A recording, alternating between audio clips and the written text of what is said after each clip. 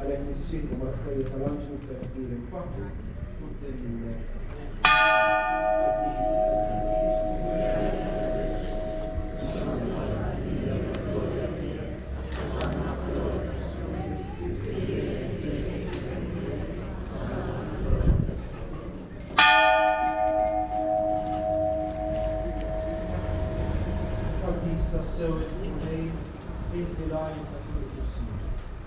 Għaddi salek jitolbu dawn l-offerti bil-barka tal-ispirtu tiegħek biex jisiru ġisem qudiem tas-Sinjur Ġesu Kristu. Li meta kien sinat biex minrajt nibgħatu mal-fuq sa kulħadd qasam tal-bixxi tiegħu kulu wkoll minna. Għax dan huwa ġisem li jingħataj.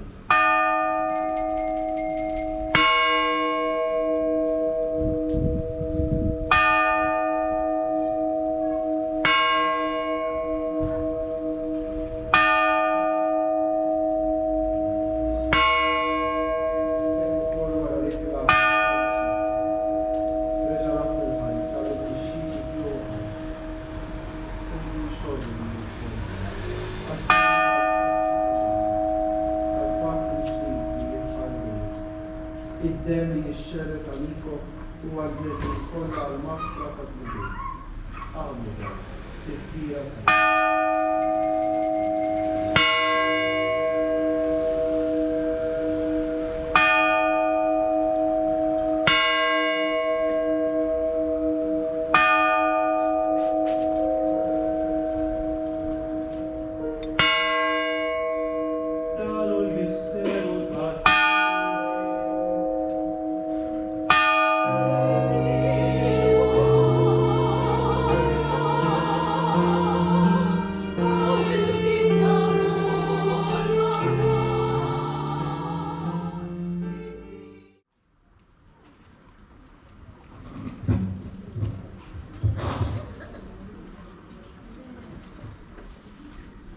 se nimmeditaw seba' duluri ta' Marija. Bejn kull dulur u ieħor se nkunu inkantaw innu Marjan li jkollna fuq nixtieqkom li nipparteċipaw flimkien fil-kant waqt inkantaw nollu x-xama sens ta' qima lejn Omna Marija Addolorata. L-isem tal-Missier, tal-Iben, tal-Ispiritu Santu. Amen. Jimkien taħt il-ħarsien tiegħek nistkellmu Om Qaddisa ta' Alla, ma twarrabx minn quddiemek it-talb li nagħmlulek fi ħtiġijietna u eħlisna dejjem minn kull tiġrib, o Verġni glorjuża mbierka. L-ewwel dulur ta' Marija. Il-profezija ta' Xmur isseħħ fil-preżentazzjoni ta' Ġesu fit-Tempju.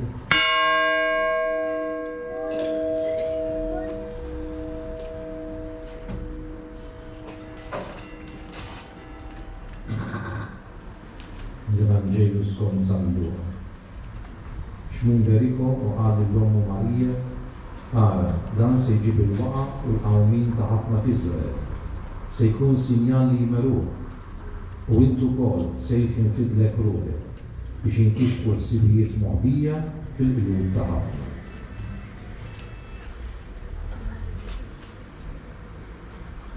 Wara kull vers il-wieġbu itlob għalina. Verġni Marija li faj taħseb fuq dawn il-ġrajiet u tikkontemplhom bejnek u bejn ruħek. Nitolbu. Verġni Marija li bdejt il-Ġesu fit-trobbija li bdejtu. Nitolbu. Verġni Marija li tkun ma' ġenbi ibnek meta kien qed ibati, kun rikana fil-batijiet u l-mart tagħna. Nitolbu. Slima lik Marija bil-grazzja mdija l-mulejniet, inbirka inti fost il-nisa, inbirek il-frott tal-ġufija Ġesu.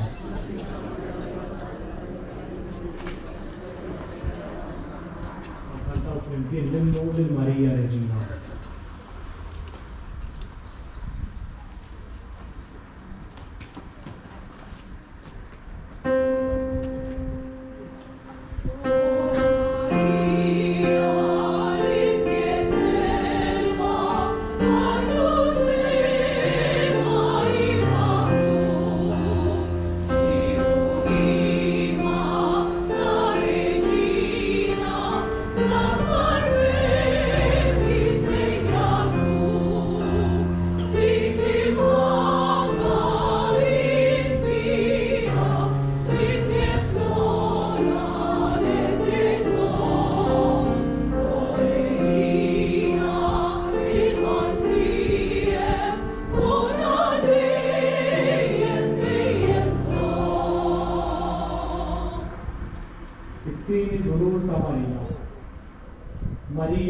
Giuseppi u tarbija Ġesu jaħarbu lejn l-Eġittu.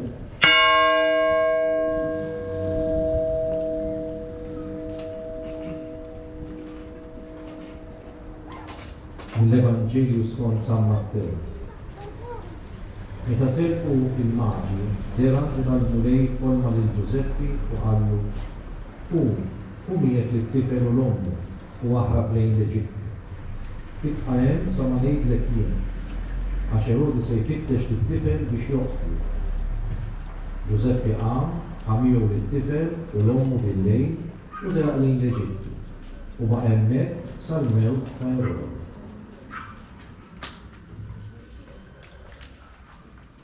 Verġni Marija li għaddejt mill-esperjenza ibsa tal-ħarba lejn l-Eġittu, nitolbu. Verġni Marija kun itenna refuġjati tad-dinja kollha, nitolbu. Verġni Marija missi l-qalb tagħna biex nuru ħmiena lil dak kollha li jfittxu kemm fostna, nitolbu. Slima lik Marija, bil-grazzja minn lija l-mulejniek, imbirka inti fost in-nisa u mbirek il-frott tal-ġib tiegħek Ġesu.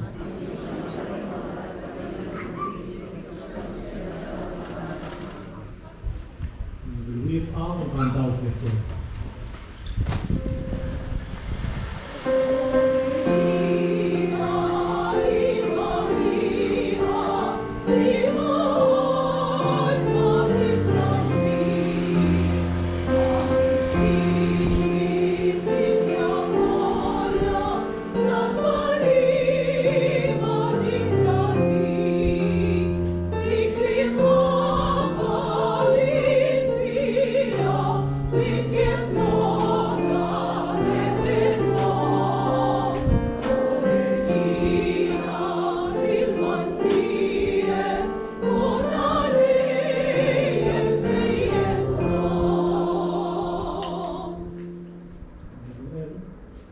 Tielet dulur ta' Marija.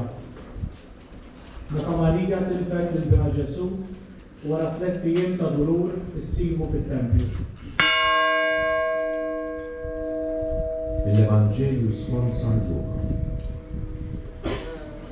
Meta qablu triq lura tfajjel Ġesu baqa' Ġerusalemm da ma kienu jafu l-ġenituri tiegħu. Huma ħasbuh qiegħed ma' xi wħud li kienu fit-triq magħhom. Iżda meta wara jum mixi fiċ-ċerħ fost Rabatu u n-nies li kienu jafuhom ma sabuhx. U għalhekk reġgħu lura Ġerusalemm ifittxuh. Wara 3 ijiem sabuh fit-tempju, bil-qiegħda f'nofs l-għalliema jismagħhom u jistaqsihom. U kull min semmu baqa' mistaġeb bid-dehn u t-tweġibijiet tiegħu.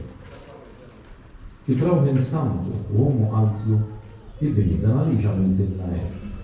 Ara, missierek u jiena konna qegħdin infittxuk qalbna maqsuma. U qalilhom: Għaliex kontu qegħdin tfittxuni? Ma tafux li jien għandi nkun f'dak li hu ta' missieri? Iżda kienu ma fehmux. Imbagħad niżel magħhom u raġel mar Nażaret u kien joqtieq. U ommu kienet toss f'qalbha dawn il-ħwejjeġ kollha. U hekk Ġesu baqa' jikber fl-erd, fis-snin u fil-grazzja. Quddiem Alla u quddiem il-bnedmin.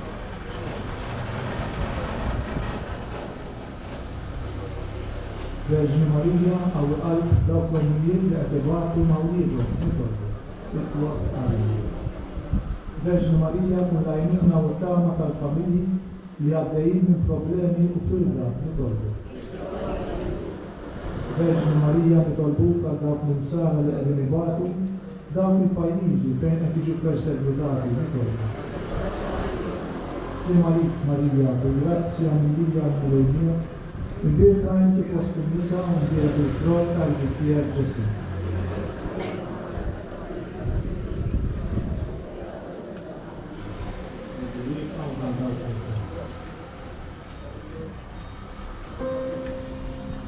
Thank you.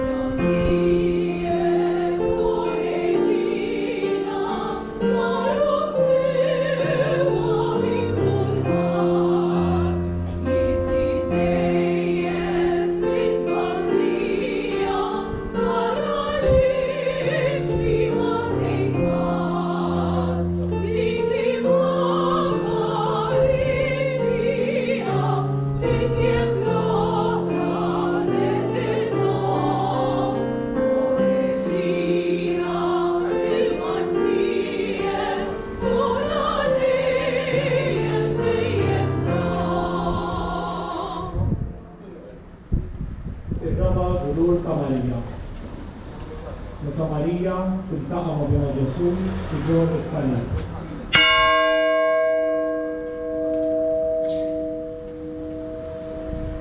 Mill-Evanġelju skont San Luka. Fotra kbira ta' nies kienet mixja warah. Fosthom kien hemm xi nisa li bdew ħaqqu fuq sidilhom u jibkuha. Imma Ġesu dar lejhom u qalilhom: nisa ta' Ġerusalemm, mhux li jibku, iżda bku lilkom infuskom u lil wliedkom.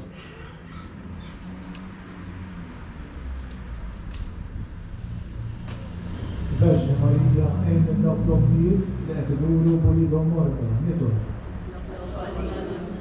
Verġni Marija għafma dawk l-ommijiet li b'ħafna ġenerosità u dedikazzjoni jieħdu ħsieb ta' wliedhom li qed ibatu minn xi diżabilità, nitol.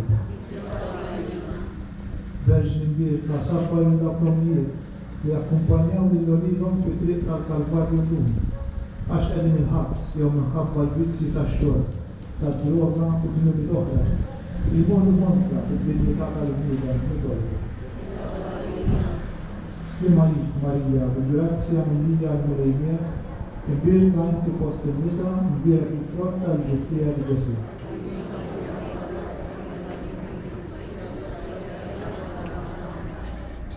Kantaw flimkien.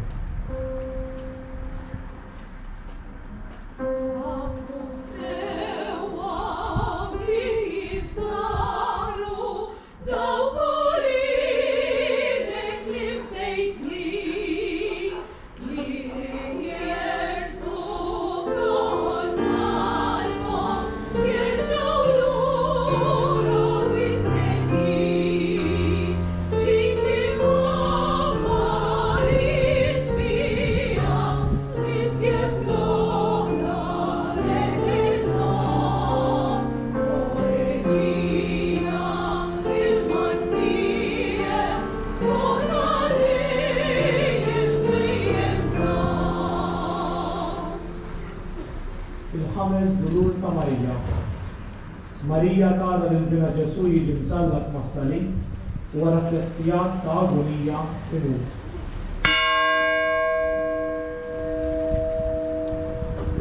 Mill-Evanġelju skont San Ġwan. Kien hemm wieqfa ħdejn is-salib ta' Ġesu ommu, oħt ommu, Marija ta' Kleofa u Marija ta' Magdala. Mela kif Ġesu lemaħ lill-ommu u lid-dixxiklu li kienu ħobb wieqa' ħdejha, qal lill-ommu: Mara, hawn widnek. Imbagħad qal lid-dixxiklu: hawnni ommok. U minn dak il-ħin id-dixxiklu ħada għandu.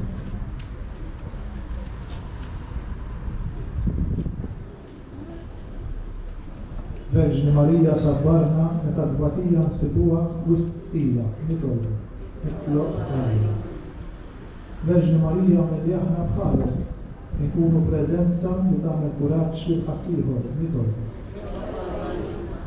Verġni Marija meta maħkuma mit-toqgħod tal-mard u l-problemi personali u l-familjari tagħna nitolbu.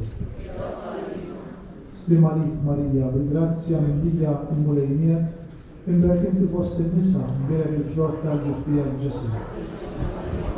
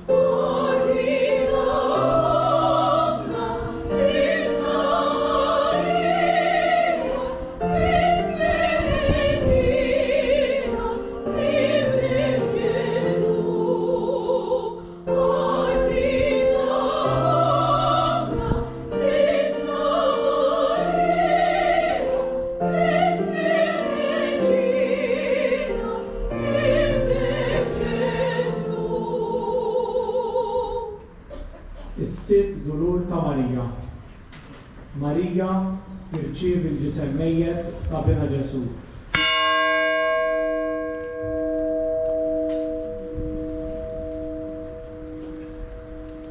Mill-Evanġelju skont San Matteo. X'kien sar fil-għaxija ġie raġel minn Arimatija jismu Ġusepp, li wkoll kien sar dix-xiklu ta' Ġesu. Mar Pilatu u talbu l-ġisem ta' Ġesu. Imbagħad Pilatu ordna li jingħataw. Ftit u aħseb mill-liema dbatija għaddiet Marija. F'dan is-sitt dulur ta' Marija narawha tilqa' fiħdana l-katavru ta' bina. Nistgħu naraw din ix-xena fi xbieħa li għandna qudiemna. Min jaf x'ħasset. Meta Nikodemu u Ġuseppe minn Arimatea niżlu l-ġisem mejjed ta' Ġesu minn fuq is-salib. Min jaf kemm kien. Kemm tmur gelben ma' ħaddejha. Qalba maqsuma. Hija tara li l-bina mejjed. Din hija xena li diversi persuni jgħixuha fil-ħajja ta' kuljum. Titlef lill-bina. X'weġa dik. Iżda l-kuntrarju huwa persuni li lesti joqtu lit-tarbija fil-ġuf. Hawn imbagħad realtà oħra. Ommijiet li jibku lill-uliedhom mejta fil-ġuf minħabba ċirkustanzi differenti. Oħrajn jibku lill-uliedhom li mietu f'suwiċidi, disgrazzi, jew f'mart. Marija far-raġun. Ejno, għamel li jħarsu lejn u jsibu wens għal dan il-ġulur.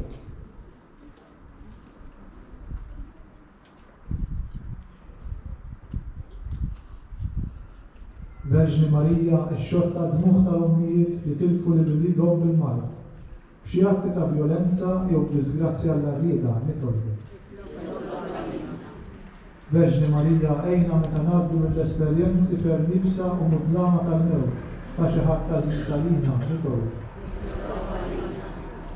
Verġni Marija inti għaddejt minn tant batija minħabba l-mewt ta' ibnek.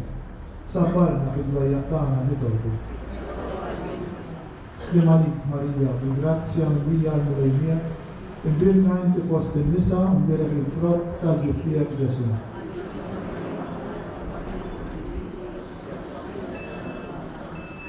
Bil-wifa nkantaw flimkien.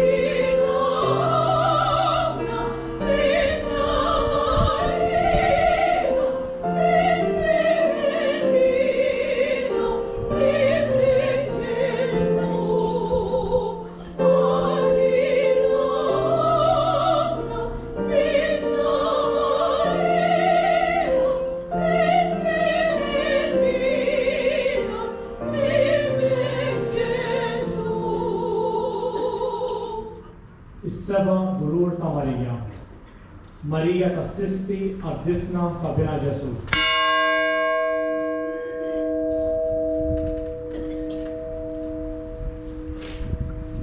Marija setet qalet bejna u bejn ruħha, issa spiċċa kollox. Rati il-katavru ta' bina jitniżżel mis-salib. Jisem il-biċċer u torturat. Ratum b'imħabba kbira jkeffnuh fl-iżgħar skont użanzi tal-lut. Ratum iġorruh lejn il-qabar u jitfnuh. Bil-qabar magħluq is-siġillat, donnu kollox kien intemm. Tgħid Marija ma kellix tama li l-beda ta' bina kienet minnha. Tgħid ma kellix fiduċja li hu kien se jqum mill-imwiet.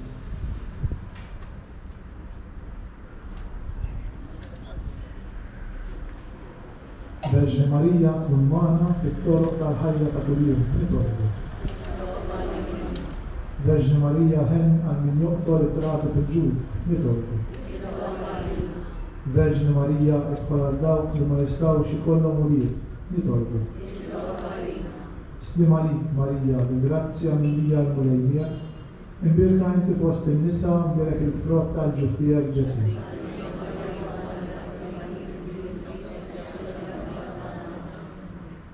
Skont il-fema tal-Papa u l-bżonni tiegħu. Missierna li inti l-ismewit jitqaddes ismek li ġisar tnatek, ikun li trid int kif is-semek daflar.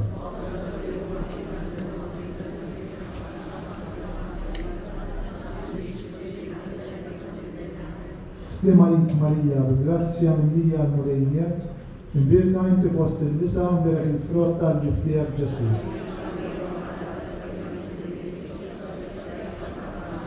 Gloria lill-Missier, lill-Iben u lill-Ispiritu Santu.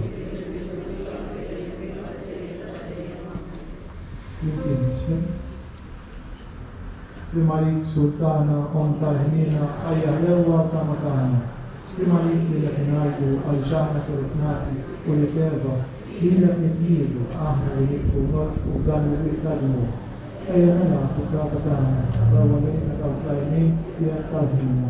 U għalina għal dan il-firmament il-Ġesu frott il-lira tal-ġuf tiegħek u ħanina u pija u ħelwa u Verġni Marija.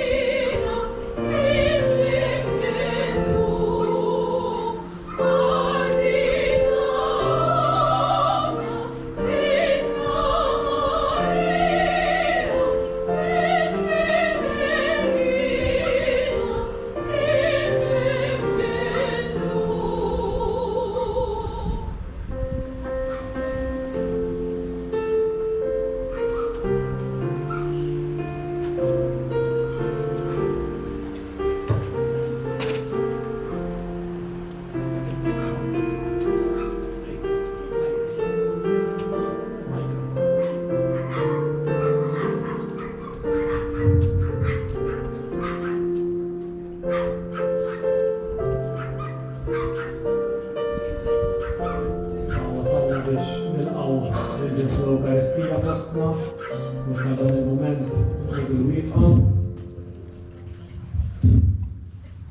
Wara ikonna moment qasir ta' adorazzjoni u bħal ġiefu l-barka sagramentali bil-din Ġesu. Eukaristija ser jgħaddi permezz tas-saċerdot minn ġo nofsna.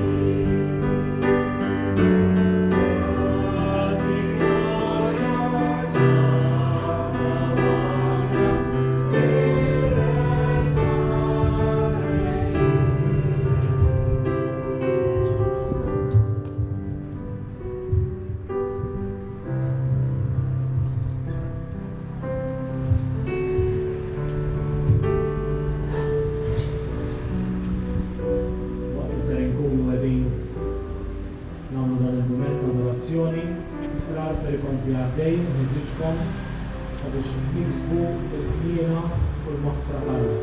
Tistgħu tidħlu fiċ-ċentru għal-qrar se jkun hemm saċerdoti fuq ġewwa. U ma nibżgħux nersqu lejn il-qrar. Ħalli l-mulejn ħalluna l-faxex li qegħdin jaqsuna fil-ħajja tagħna. Li jużaw dan il-mument biex nibju aktar fl-imħabba tagħna lejh. Għadu bil-qeda, nsibu pożizzjoni komda ħalli nitlu aktar dan l-ambjent, nħarsu lejn Ġesu Ewkaristija nħallu nikellimna ħalli jkun mument tassew speċjali fil-ħajja tagħna.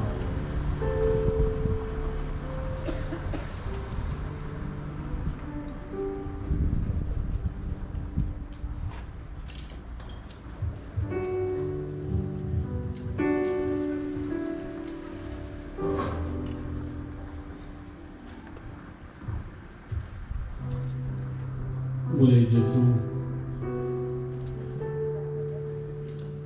kemm hu sabiħ li ninsabu hawnhekk quddiemek. Quddiem il-preżenza reali tiegħek.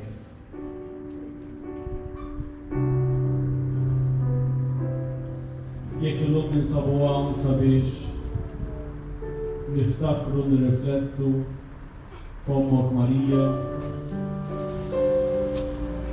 li għaddiet minn tant batija f'ħajjitha. Hekk kif ratek tiġi meħud minn magħha u msawwaq mobi bis-salib. Mislub u anke maqtul u mitfun. Ma Marija l-inna tatina l-isterina sabiex niġu għandek. Kif għamlet dakinhar tat-triċ ta' kan.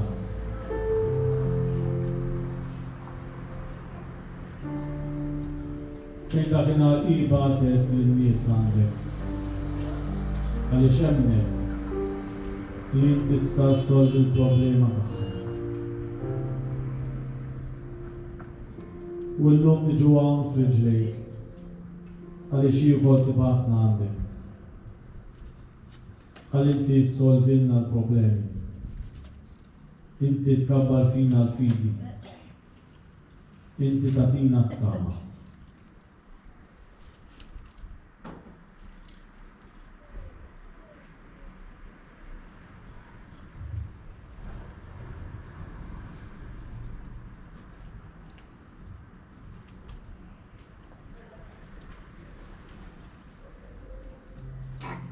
Mulej meta nkunu hawnhekk f'riġlejk quddiemek.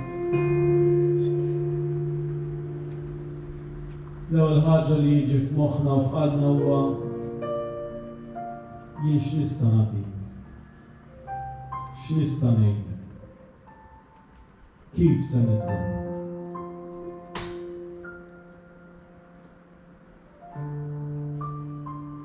Kemm inti ma trid xejn mulej minna ħlief li aħna nemnu fih.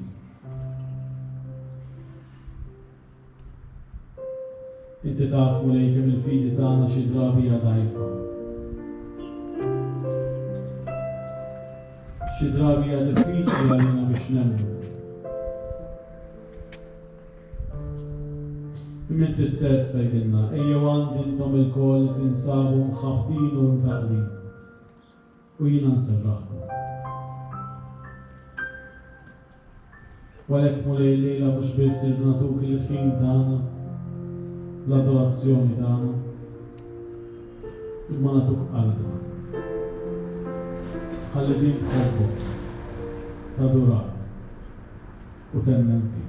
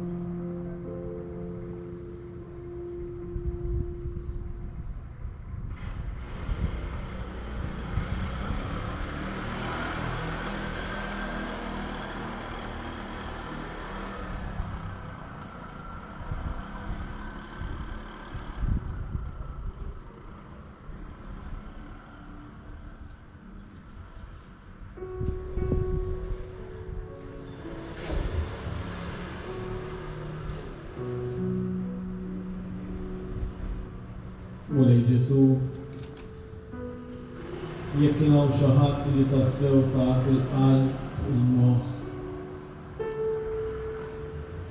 il-ġisem u r-ruħ tiegħu huwa Franġisku ta' Assisi. Li hu stess sar talba ħajja.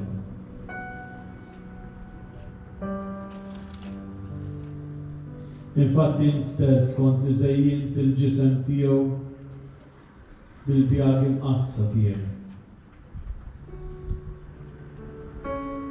U seta' mhux biss jara ma jħoss id-tbatija li għaddejt minnha int fl-idejn, fis-saqajn u fil-ġenb tiegħek.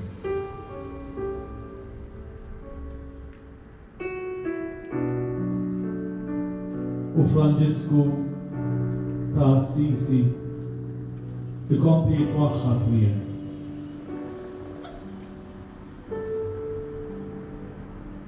U saħansitra jikteb talba f'dan il-mument li fih bħal donnu jisplodi bl-imħabba li għandu lejk.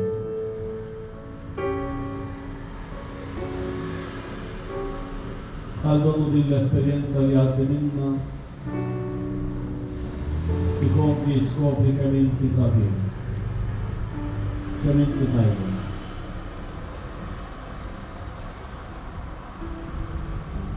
Hekk jew nisimgħu din talba li kiteb San Franġisk li hija kważi latanija ta' tifħir lill-Alla.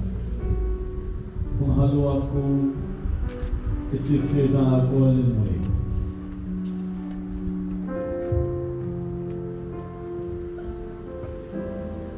Int qaddis Mulej waħdek Alla li tagħmel ħwejjeġ tal-għaġeb. Int qawwi, int kbir, int l-aktar għoli. Int sultan li tista' kollox.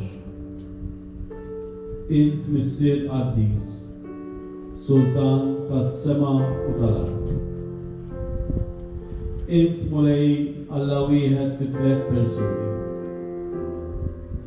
Int tieba, kull tieba, fuq kull tieba. Mulej Alla ħaj u veru. Int imħabba, int karità, int elf, int umiltà, int sabar, int isbuħija, int ta' qalb ħelwa, int sigurtà, int ħemda, int ferħ, int it-tama u lena tagħna, int ġustizzja, int qis, int il-għana kotran kollu tagħna, int sbuħija, int manswetuni, int il-ħarris tagħna, int li tasses fuqna u tidħol għalina, int is-saħħa, int is-serħan ta' qalbna, inti t-tama tagħna, inti l-fidi tagħna, inti l-imħabba tagħna, inti l-ħlewwa kollha tagħna, inti l-ħajja eterna tagħna. U Mulej kbiru tal-għaġeb, Alla li tista' kollox f'eddej taħmina. Amen.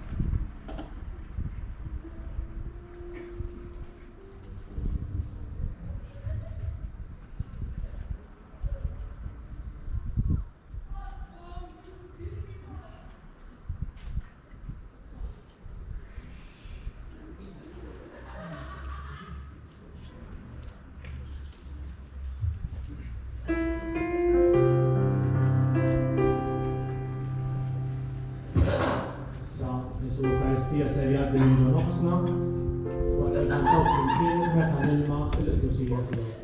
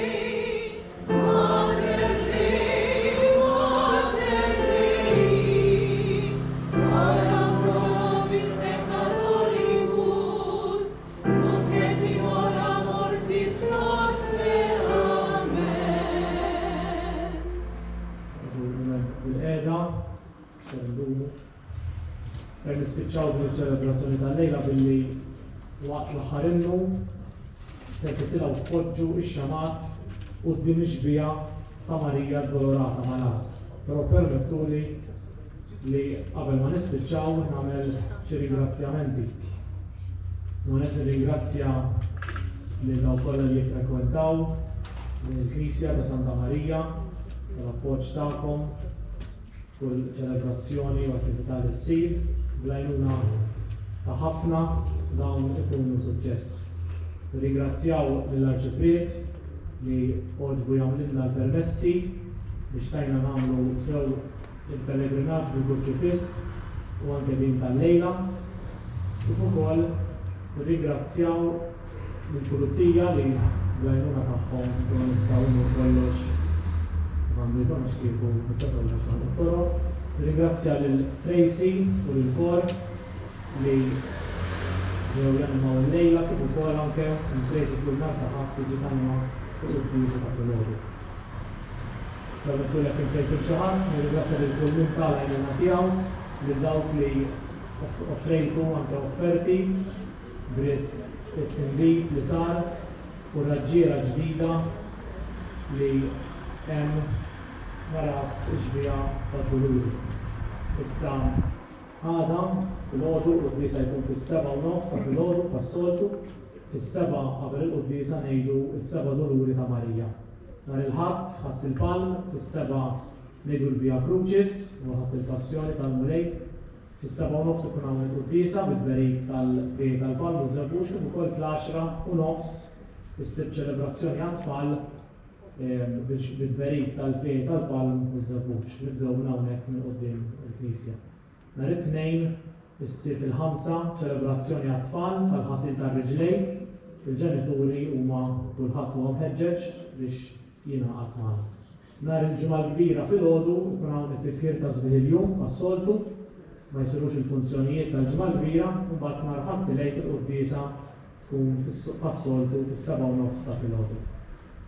Anke daw flimkien l-aħħar illu nippreżentaw ix-xama quddiem ix-xbija ta' Marija Addolorata. Grazzi ħafna lil kulħadd anke lil Milrama, nsejt, il-drama l-facċata, ħassib il-sound, il-dawl, u kolla li taw semu kull mod possibli. Grazzi li kulħadd.